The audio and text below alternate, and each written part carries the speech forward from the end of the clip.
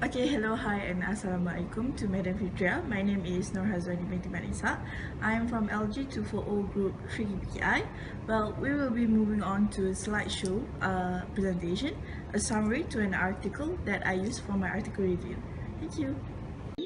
The title for the article that I chose for my article review is Teachers' Belief of the New Standard Curriculum for Primary School KSSR in Teaching English as a Second Language in Malaysian Schools, a Qualitative Approach. Well, this article are written by Noraini Ma'ruf and Indra Malini and Perempuan Manusami.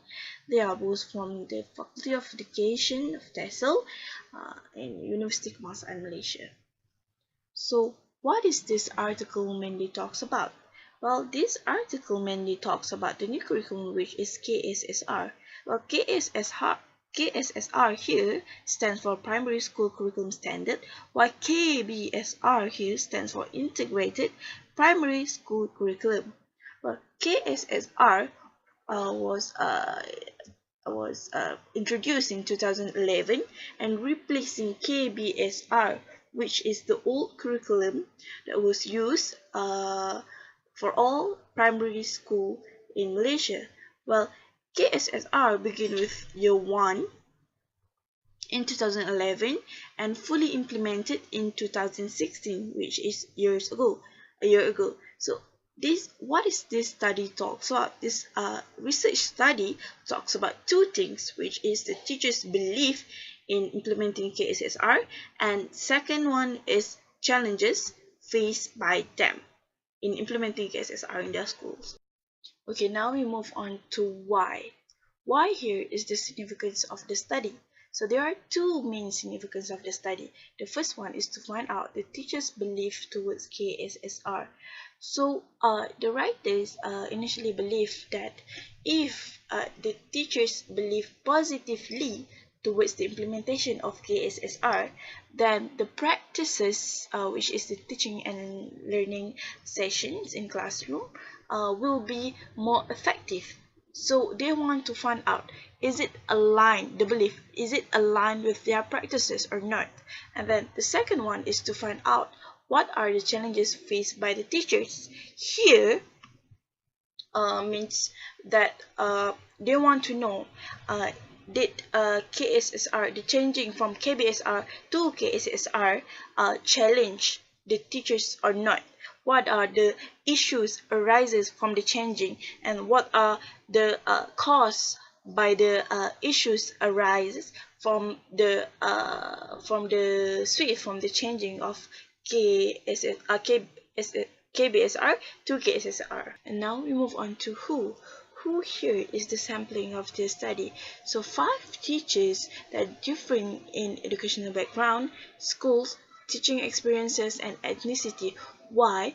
Because the researcher wanted the variations of answers from these teachers, and then the teachers will briefly explain on the research first, because the researchers wanted the teachers to understand their role in this study, and then this teachers were asked to voluntarily participate in the study, because the researchers did not want the teachers to feel forced to do this study. And then the teachers, the 5 of the teachers will keep anonymous, because the researchers wanted the teachers to be able to feel free to express their own feelings, to express their own point of view and personal opinions towards the study. And now we move on to how. How here is the methodology of the study. So 2 questions were asked to the 5 teachers in an interview. So the 2 questions are, the first one is, what are the primary schools teachers' belief teaching English as a second language towards the primary school curriculum standard KSSR in Malaysia?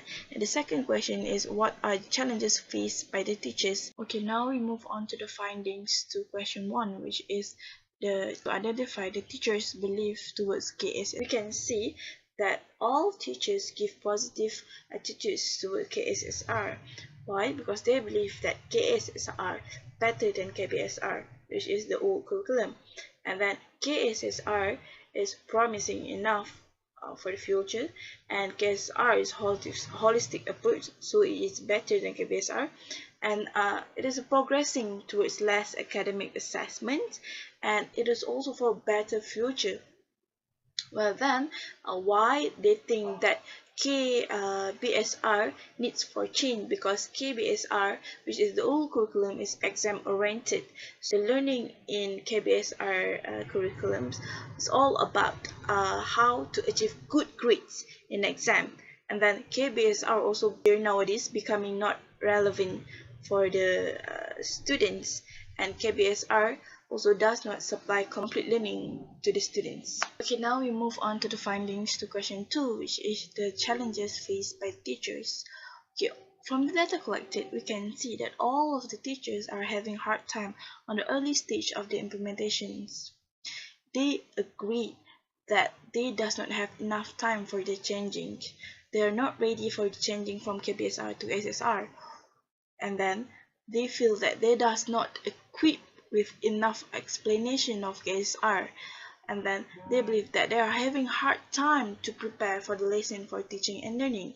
This is mainly because they does not have enough information and on what to include in their teaching and learning session, on what materials should they use for teaching and learning sessions, and what are the requirements that they need to fulfill in order for them to be effective enough in their lessons.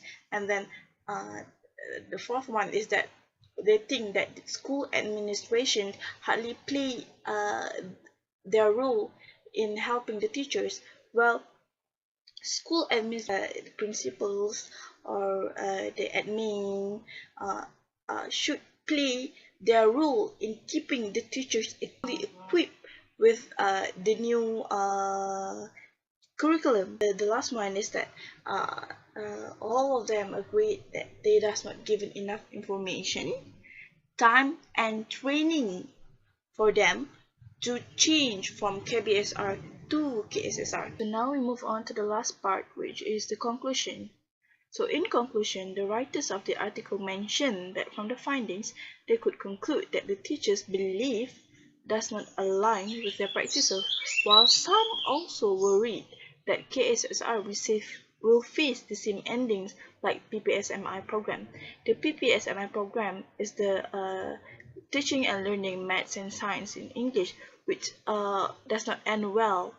And then the writers also strongly suggest that the very strong supports are needed by the teachers, and before making any changes to the curriculum, it is best to make all teachers fully ready for the shift, or else it will affect the students' understanding and performance. We can see here that even though the teachers does believe that KSSR here will bring good benefits to the students and the teachers, but then it does not align with the challenges that they face. So for example, that even though they think that KSSR is better than KBSR, but then when implementing KSSR in class, they face many difficulties. Why? One of the reasons because they does not fully equip with the information of KSSR first before changing from KBSR to KSSR, so it makes it hard to implement it in classroom. So here is my reference. This is a journal article that I got from the internet. The article is included in the Asian Journal of Multidisciplinary Studies and was retrieved from May 2nd, 2017. Okay, well, hello again, and for that I hope it will summarize my presentation, and I hope that you can understand well, and thank you for watching.